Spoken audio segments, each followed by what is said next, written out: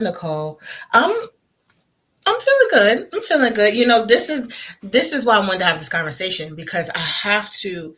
It's a mindset that I have to consistently work at having in order to get through really anything.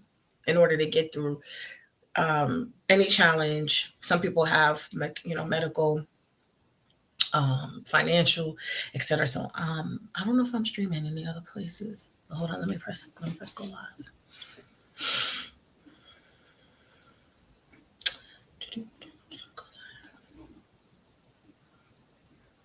Here we go. All right. So I feel like it's kicked in. The stream is kicked in. Hey y'all, how y'all doing? Hello, hello. Happy MLK Day. Hope you are taking this day, at least having some part of this day for yourself. Some people, no matter, especially if you're Black, you should take some time for today. Take some time to just relax. But I wanted to talk, and I wanted to just kind of be really, really just informal and have like real conversation, um, about what I think is the most important thing for anyone's success, no matter the industry. It's a thing. This topic is something that we don't talk enough about, but it is absolutely crucial. And without this, we cannot get over any real challenges. So it just is something that I was like, you know what? I'm gonna go ahead and talk about this a little bit today, informally. I'll probably be making more like edited videos about the topic. Okay, so what am I talking about? um, so I'm talking about what I call emotional fortitude or mental fortitude, but as it relates to any industry, but especially this industry.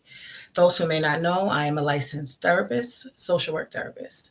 So LSW, LMSW, practicing for a long time, and about to be a clinical. We're tying up loose ends with the paperwork.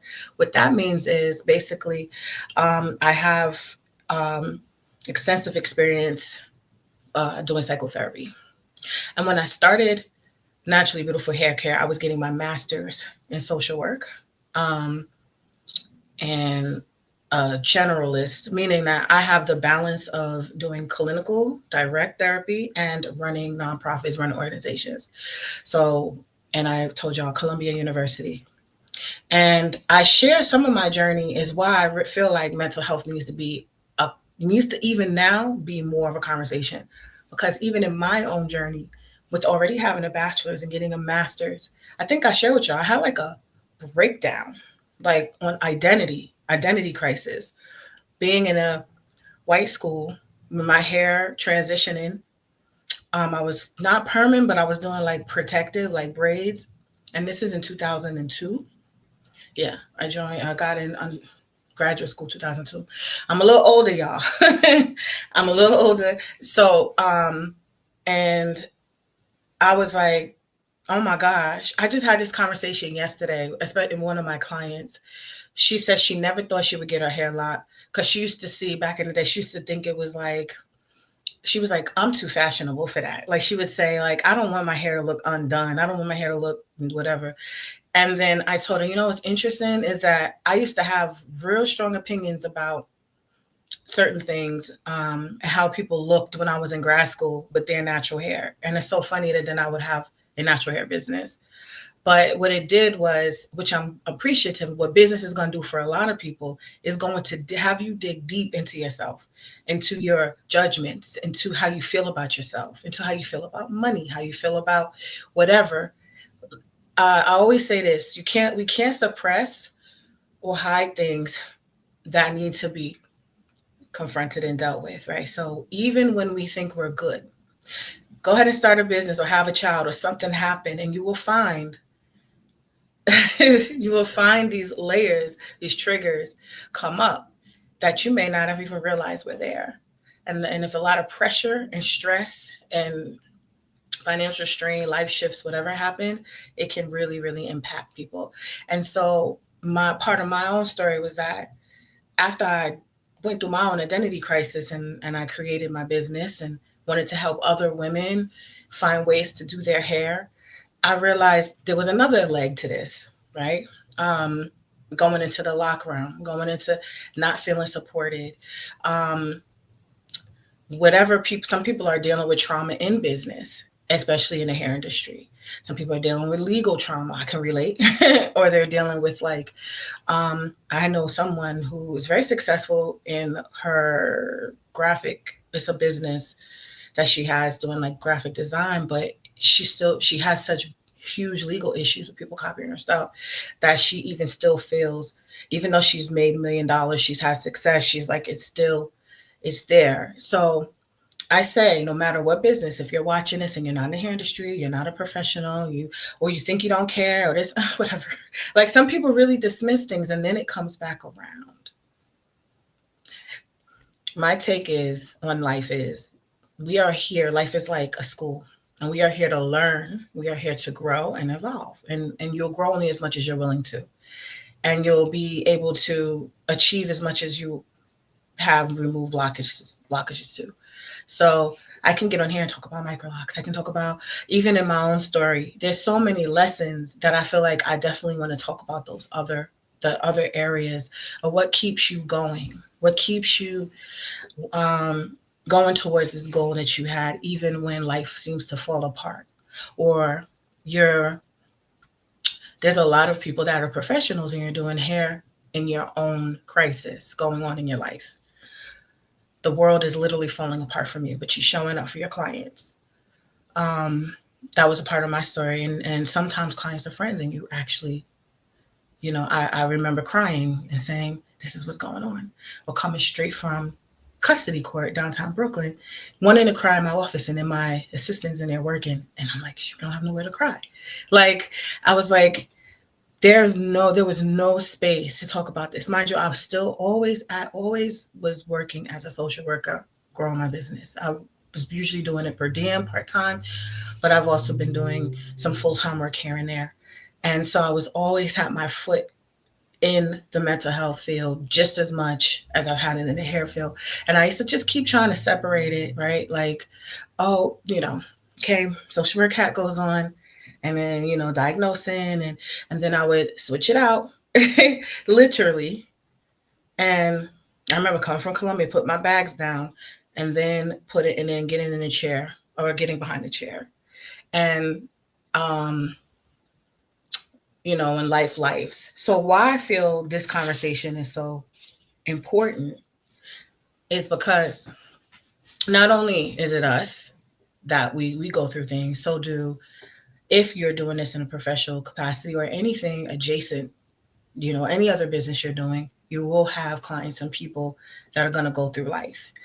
And it is really good to have, I think, skills to understand what's going on. So for instance, a lot of things pertaining to mental health can also look like other things.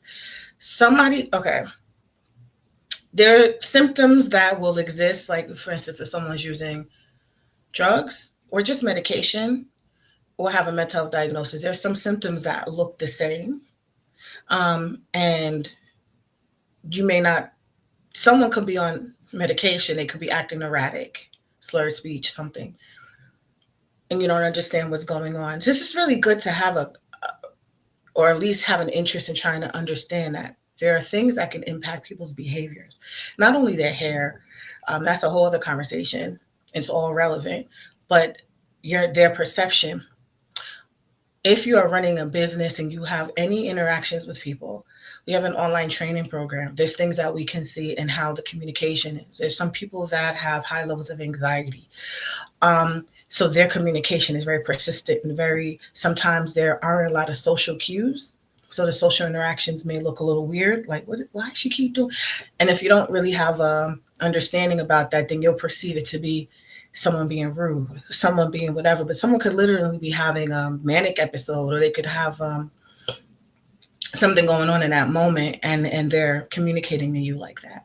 So, or you could become that and you don't understand what's happening with you.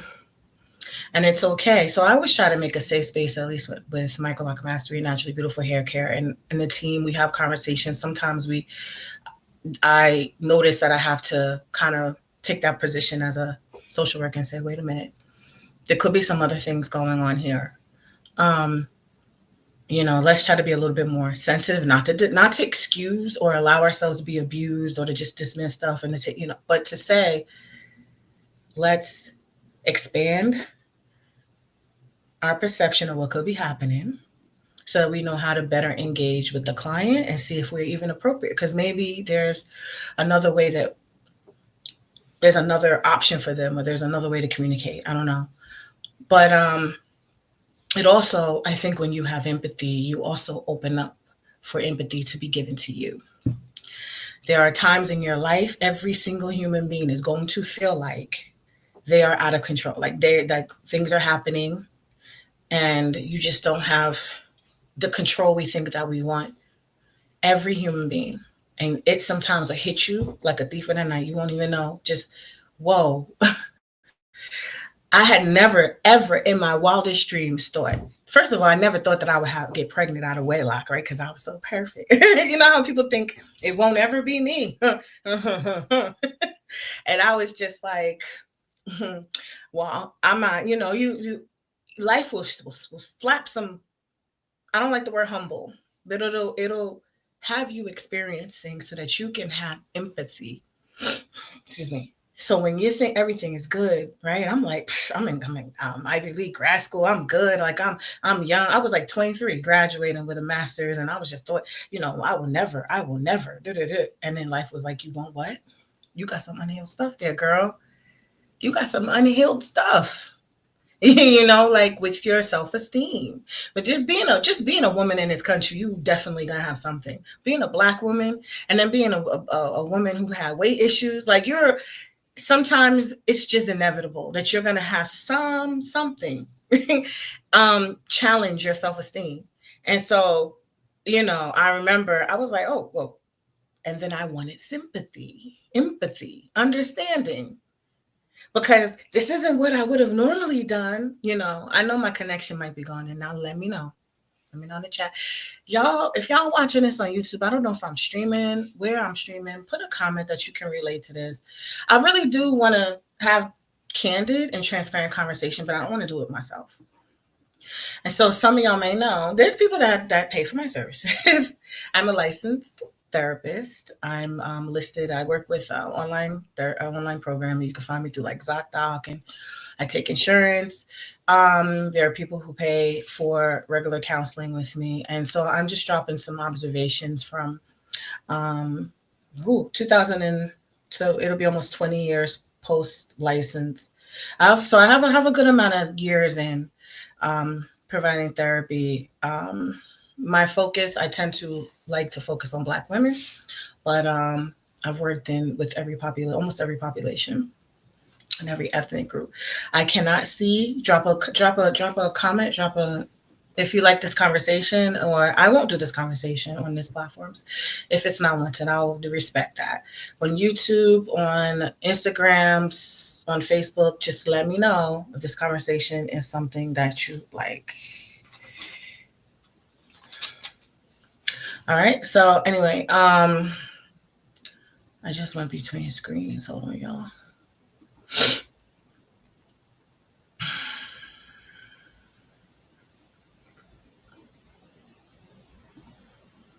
I'm just giving y'all a minute.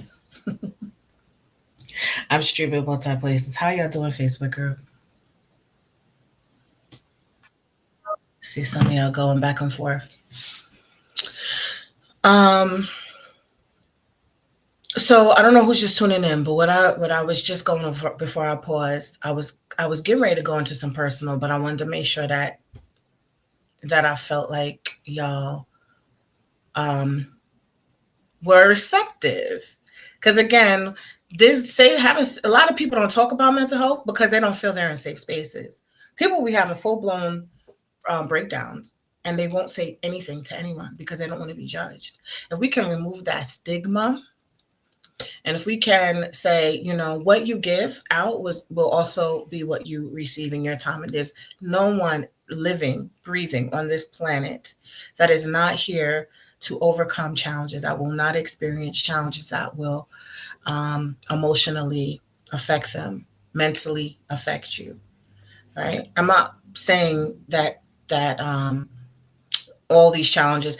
how you get through the challenges is the key, right? So it's kind of like a game of dodgeball. The balls are going to keep coming. And that sounds so pause. Okay. Because every time I use that analogy, but there's such a good analogy. If you're in a game of dodgeball, you start to learn how to duck and move and maneuver around the things coming towards you better. They don't stop. You just now are more skilled in handling them. And so I if we don't address these things, if we try to suppress it, our brains are like computers. So you try to put something in the back of your brain, right? And this is where personality disorders and a lot of things come up. This is number one. Don't do that. Process the feelings. But you may need to do it at another time. You may not be able to cry right then and there, but I need people to start acknowledging their feelings and really not suppress. Because what happens is, like a tea kettle, the lid is about to pop off. It will come up. Something will trigger. And that is how I feel sometimes life is. Something will inevitably trigger the thing that you suppressed, because it was there to help you evolve. It was there to help you learn, grow as a human being, maybe gain some new skills that you'll need as you get to the levels of success you desire. And if you don't, that is probably one of the biggest downfalls I think a lot of people have, is that they don't have the skills at that time to handle what's coming at them. So they end up self sabotaging the very thing that they wanted, self included. If I do not know how to handle things that emotionally trigger me, or if I just put things away, if I'm not used to processing EQ, my emotional quotient, I can be having high IQ, which is your intelligence quotient. Your emotional quotient can be very low, and that's what could ultimately, sabotage people. Hey, okay, so I see you down there. So, um, so that why is it important? What it looks like, right? So what it is also, okay, mental health and emotional health is being mindful of yourself, being mindful of your clients, being mindful of your customers. Um, this is biz coming up. Spirits like talk about accountability. Talk about accountability. Are you really truly willing? People who have clicked on or clicked off or saw the subject, or it's like, no, isn't she ain't talking about a hairstyle? Are you willing, truly, truly, answer this to yourself? Are you really, truly willing to take accountability, self accountability for yourself? Are you truly willing to go within to the things that you need to resolve? Are you truly willing to do that work? It's okay if you say no. You will have a life. You'll just move through life that way. If you are truly willing, um, I think that unlocks it so much, right? And so, what does that look like for some people? You don't have to. If it's not in a therapist chair, that's cool. It might be doing some spiritual work on yourself. It might be finding the community that deals with healing, spaces that are healing, avoiding the spaces that are not. It might be, really getting yourself surrounded by support that is going to be effective and beneficial for you. Because if we want to have certain levels of success in our life or certain things, we have to be able to withstand and have a certain level of strength, myself included, and be willing to be self-aware. Right.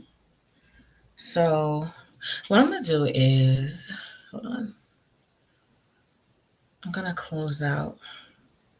Well, I see y'all there. Maybe I'm censoring myself. I really sometimes don't know how to navigate this conversation outside of my mental health spaces, outside of other social workers, outside of other therapists, because I know it can be a little tricky. And then I also talk a lot about hair on these platforms, so I understand that it might be like what. But before anything, I'm a therapist. I'm a social work therapist who has a natural hair business. So yeah, so I just wanted to mention that for today. I will do more curating, what I could edit it out, and but what I do want to leave off with what it looks like. You having boundaries, right? Emotional fortitude. You having boundaries. You having your own support therapy, whatever we just talked about. You having it. integrity, you having empathy, and it also looks like you tuning into your business or whatever it is in a different way that is going to lead it to be more successful. And that could be behind the scenes. It doesn't have to be public success. It could be behind the scenes. You're moving, you're thinking more clear, you're making more connections, you're doing more, whatever. And you find yourself it thriving in a different way. Right. So that is what I wanted to talk about today. I think I am um, gonna go ahead and close this out.